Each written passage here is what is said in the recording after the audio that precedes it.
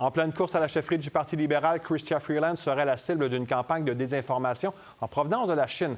C'est selon un groupe de travail enquêtant sur la sécurité des élections. La plateforme de messagerie chinoise WeChat serait à l'origine de cette opération visant à miner la crédibilité de la députée libérale. Et pour en parler, je joins Guy Saint-Jacques, ancien ambassadeur du Canada en Chine. Bonjour, M. Saint-Jacques. Bonjour, M. Ouimet. Tout d'abord, comment vous avez réagi à cette nouvelle ce matin?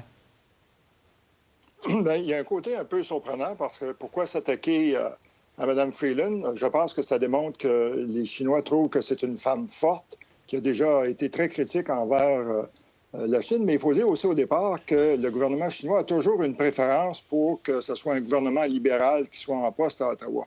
Et puis, WeChat, c'est un outil de propagande extraordinaire qui est utilisé de façon très efficace par le gouvernement chinois. C'est une application très polyvalente. Je dirais ça combine Twitter, Facebook, LinkedIn.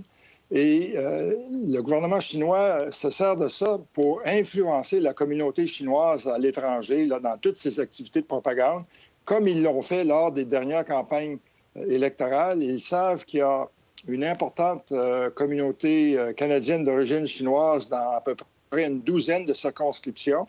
Au Canada, on sait qu'il y a à peu près 1,8 million de Canadiens d'origine chinoise et il y en a au moins 1 million qui utilisent WeChat. C'est leur principale source de nouvelles.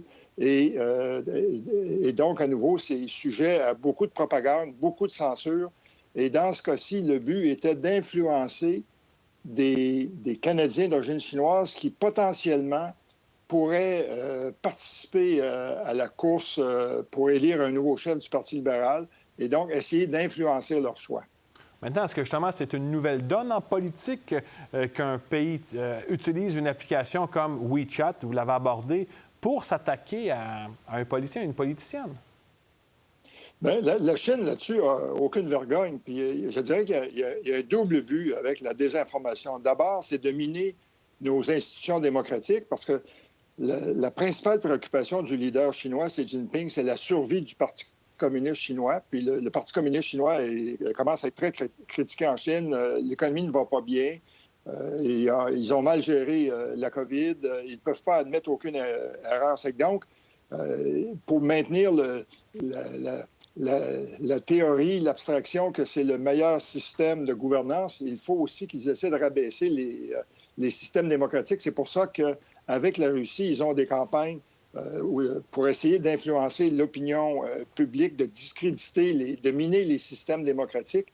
Et puis, malgré le rapport de la commission Hague, eux ne portent aucune attention à ça. Ils vont continuer avec leur activité parce que c'est à leur avantage d'essayer de miner nos systèmes. Dans ce cas-ci, ce qui est un peu intriguant, c'est comment est-ce qu'ils ont un candidat préféré dans la course à la chefferie du Parti libéral. Moi, je ne connais pas d'affinité particulière entre Mark Carney et la Chine. Il est peut-être déjà allé en Chine, mais peut-être que ça veut simplement dire qu'ils craignent davantage Mme Freeland parce que dans le passé, ils ont vu comment elle pouvait être une femme de tête, une femme qui n'hésite pas à dire les choses telles qu'elles sont.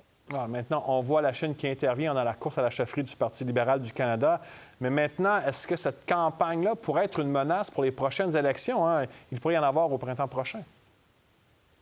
Bien, tout à fait. Puis, en fait, je vous rappellerai que Mme Hogg, dans son rapport qu'elle a émis il y a à peine quelques semaines, elle disait que la principale menace, c'est la désinformation. Et en même temps, c'était un peu un aveu d'impuissance de sa part parce que la tâche est extraordinairement lourde d'essayer de contrer cette information-là. Là, je suis content de voir que le mécanisme de réponse rapide du gouvernement fédéral s'est aperçu qu'il y avait une trentaine de comptes là, sur WeChat qui étaient utilisés par la Chine pour essayer de répandre de fausses nouvelles, de discréditer Mme Freeland.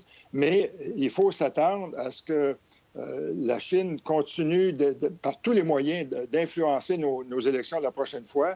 Je dirais aussi que la commissaire Hogg a été assez généreuse dans ses commentaires parce qu'à mon avis, il y a plusieurs cas où c'est évident qu'il y a des parlementaires canadiens, du personnel politique qui a des contacts très étroits avec des agents du gouvernement chinois et qui, à mon avis, est sous influence. Avant que j'aille comme ambassadeur à Pékin en 2012, le CRS m'avait donné un briefing pour me dire voici les gens que vous devrez surveiller parce qu'on pense qu'ils ont des liens très étroits avec la Chine. Donc, c'est un problème qui date depuis longtemps. Et puis, je dois dire que le gouvernement Trudeau a fait, à mon avis, avait fait preuve de laxisme en tolérant ces activités d'ingérence dans notre processus démocratique.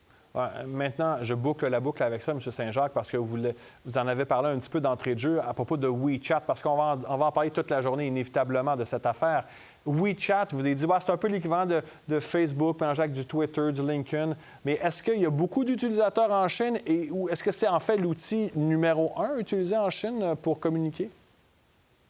Bien, je dirais en Chine, là, que si on regarde les médias sociaux, il y a deux grands médias. En fait, il y en a trois. Il y a WeChat, qui est le principal, qui est utilisé, je dirais, par plus d'1 milliard de Chinois. Il y a ensuite Weibo. Il y a Douyin, qui est la version chinoise de TikTok, mais c'est un TikTok complètement différent, très censuré.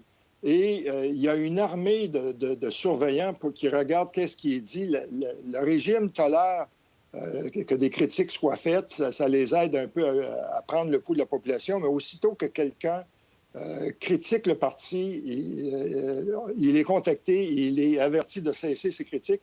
Et puis, quelqu'un qui voudrait organiser un mouvement de résistance, bien, tout de suite, cette personne-là se ferait arrêter. C'est que donc, WeChat, en Chine, c'est un outil extrêmement puissant de propagande, parce qu'aussi, si vous allez sur WeChat, puis c'est la même chose, en fait, si vous allez sur TikTok ici et que vous essayez d'avoir de l'information sur des sujets que la Chine considère ces lignes rouges, là, comme le Tibet, le Xinjiang, Taïwan, bien, vous ne pourrez pas avoir d'informations objectives. On vous redirige vers la propagande chinoise.